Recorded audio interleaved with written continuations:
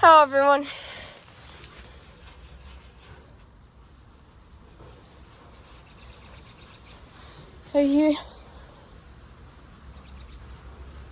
Here's the other Carrier Performance Series air conditioner.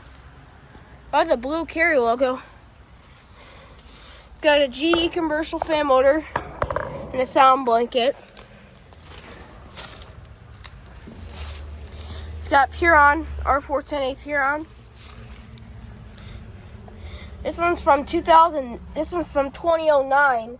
So I think this is not a 2008. This is a 2009. It looks a lot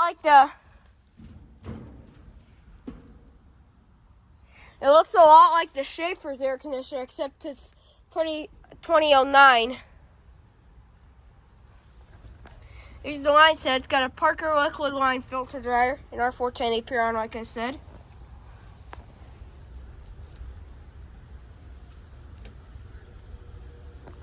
Yeah, this Performance Series is a 2009. It's a 4-ton.